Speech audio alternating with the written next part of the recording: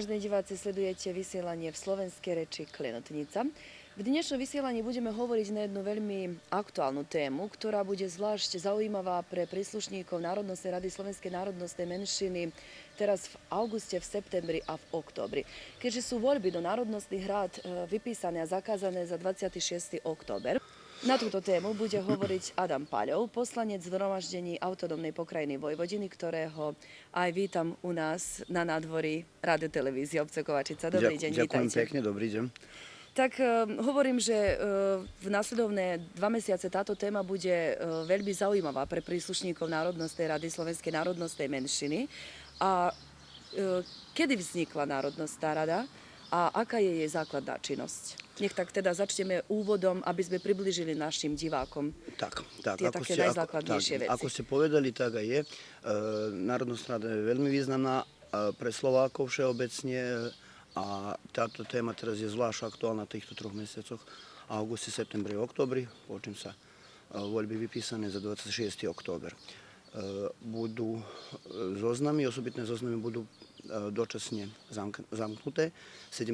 a 18. augusta, aby sa vyrátalo, koľko ešte príslušníkov národnostných rád, ktoré sa nezúčastnili na voľbách. Predovšetkým myslím, že sú to Čiernohorci aj Macedónci, či budú rozpísané priame alebo elektorské voľby. Národnostná rada vznikla ešte 2003 roku. Na počiatku to boli aj pre Slovenskú pravoslavnú a pre Slovenskú národnostnú radu, to boli elektorské voľby a 2010 roku v máji boli prvé priame voľby. S ohľadom na to, že v osobitnom zozname Slovákov je zaznamenané okolo 33 000 príslušníkov, znamená, sa podmienky dostali, aby sme mali priame voľby. Prečo sú voľby významné pre príslušníkov Národnostnej rady? Sama Národnostná rada je veľmi významná pre Slovákov, žijúcich vo Vojvodine, v Srbsku, znamená prevažne vo Vojvodine. A samé voľby sú významné preto, lebo čo väčší počet Slovákov sa zúčastní na voľbách, to znamená ťarcha tých volieb aj je toľko väčšia, ako mám povedať. Lebo od žijúcich 52 000 po poslednom výpisi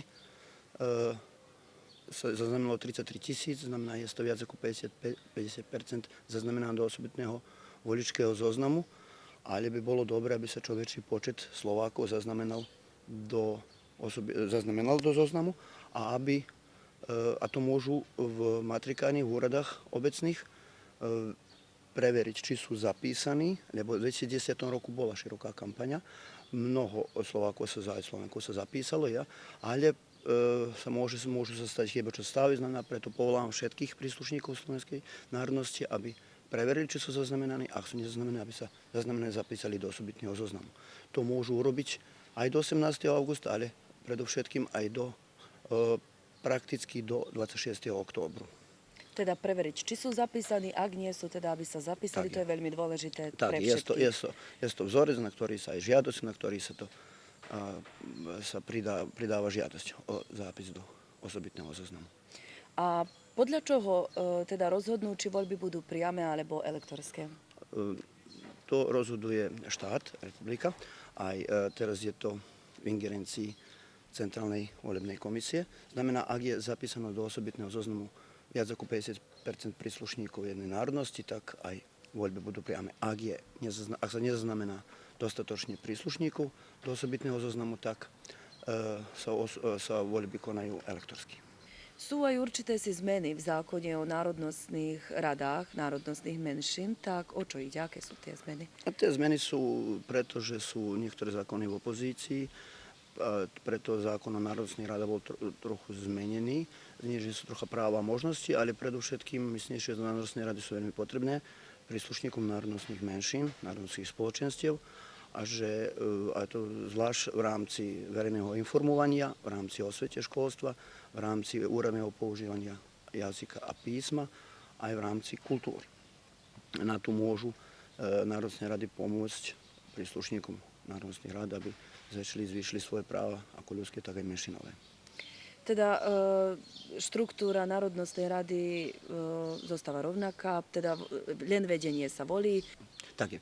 Štruktúra Národnostnej rade, budem hovoriť o Národnostnej rade Slovákov, znamená má niekoľko výborov, to sú odborné výbory pre osvetu, školstvo, výbor pre kultúru, výbor pre úradné používanie jazyka a písma a výbor pre,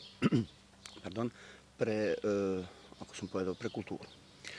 Tie výbory môžu formovať aj komisie, odborné znamená, ktoré sú špecifické, alebo ktoré sú ešte odbornejšie po niektorých otázkach.